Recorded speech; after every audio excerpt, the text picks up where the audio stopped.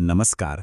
जरा सोचिए, साल 2026 की एक सुबह आप उठते हैं और पूरी दुनिया एक बहुत बड़े आर्थिक महायुद्ध के मुहाने पर खड़ी है। क्यों?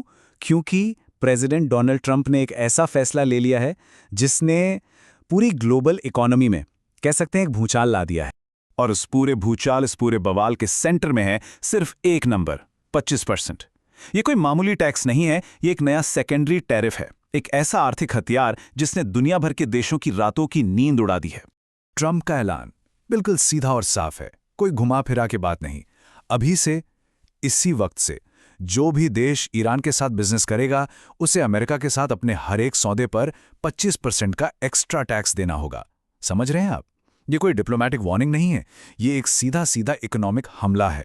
अब जरा इसका मतलब समझिए। मान लीजिए कोई देश अमेरिका को $100 बिलियन का सामान बेचता है, तो अब उसे $25 बिलियन सिर्फ टैक्स के तौर पर चुकाने होंगे। ये उन देशों के लिए एक डेथ वारंट जैसा है जिनकी पूरी की पूरी इकोनॉमी अमेरिकी बिजनेस पर टिकी है, और मकसद बिल्कुल साफ है, ईरान को पूरी दुनिया से अकेला कर दें। तो सवाल ये उठता है कि ट्रंप ये कदम ठीक अभी क्यों उठा रहे हैं? इस क्यों का जवाब हमें ईरान की सड़कों पर जल रही आग में मिलता है। जनवरी 2026 ईरान अपने इतिहास के सबसे बड़े विरोध प्रदर्शनों से जूझ रहा है। बेतहाशा महंगाई और सालों से लगे प्रतिबंधों से जनता इतनी तंग आ चुकी है कि वो अपनी ही सरकार के खिलाफ सड़कों पर उतर आई है। और हालात कितने ज्यादा गंभीर है, इसका अंदाजा आप इसे आंकड़े से लगा सकते हैं। ताज़ा रिपोर्ट्स के मुताबिक इन प्रदर्शनों में अब तक 4000 से ज्यादा लोगों की जान जा चुकी है। ये एक देश के अंदर किसी सिविल वॉर जैसा माहौल है।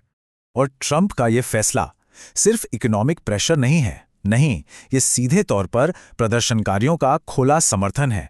और इसका आखिरी मकसद है रिजीम चेंज, मतलब ईरान में सत्ता को बदलना। अमेरिका ने साफ कर दिया है कि वो ईरान में सरकार को बदलते हुए देखना चाहता है। अब आते हैं इस ग्लोबल चेस बोर्ड पर भारत की चाल पर। ट्रंप के इस एक फैसले ने भारत को एक बहुत ही मुश्किल, एक नामुमकिन से लगने वाले चौराहे पर लाकर खड़ा कर दिया है। देखिए, ईरान हमारे लिए एक बहुत ज़रूरी बिजनेस पार्टनर है, खासकर हमारे बासमती चावल के लिए। अकेले पिछले साल भारत ने ईरान को करीब करीब 6000 करोड़ रुपए का बासमती चावल बेचा था। लेकिन अब ये 25% टैरिफ का खतरा दो बड़ी चीज़ों पे मंडरा रहा है।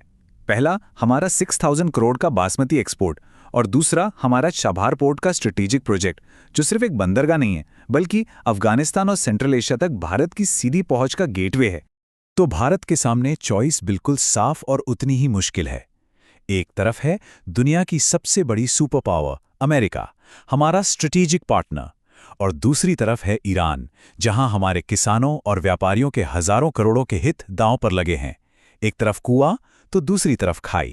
लेकिन रुकिए, ये कहानी सिर्फ अमेरिका, ईरान और भारत तक ही नहीं है। नहीं, ये एक बिल्कुल नए किस्म के इकोनॉमिक कोल्ड वॉर की शुरुआत है, जिसमें दुनिया के बड़े बड़े खिलाड़ी शामिल हो रहे हैं। और इस पूरी जंग में पाबंदियां भले ही ईरान पर लगी हों, लेकिन असली निशाना चीन है। जी हां, चीन, क्योंकि चीन ही वो देश है जो ईरान से सबसे ज्यादा तेल खरीदता है, और अमेरिका ईरान की इसी इकोनॉमिक लाइफलाइन को काटना चाहता है। अमेरिका की इस कार्रवाई का एक और बहुत बड़ा नतीजा हो सकता है। यह कदम चीन, रशिया और ईरान को एक दूसरे के और भी करीब ला सकता है, और हो सकता है कि एक नया एंटी यूएस ब्लॉक ही बन जाए, जो अमेरिकी ताकत को सीधी चुनौती देगा। तो अब अरबों खरबों डॉलर का सवाल यह है, क्या चीन अमेरिका में अपने इतने बड़े बाजार को बचाने के लिए ईरान के साथ अपने बिजनेस की कुर्बानी देगा? इस एक सवाल का जवाब ही इस पूरे ग्लोबल इकोनॉमिक घमासान का भविष्य तय करेगा। तो चलिए अब जरा आगे देखते हैं कि हो क्या सकता है। इस टैरिफ वॉर का पूरी दुनिया पर और हम सब पर क्या असर पड़ने की संभावना है। इसका सीधा असर हम सबकी जेब पर पड़ेगा।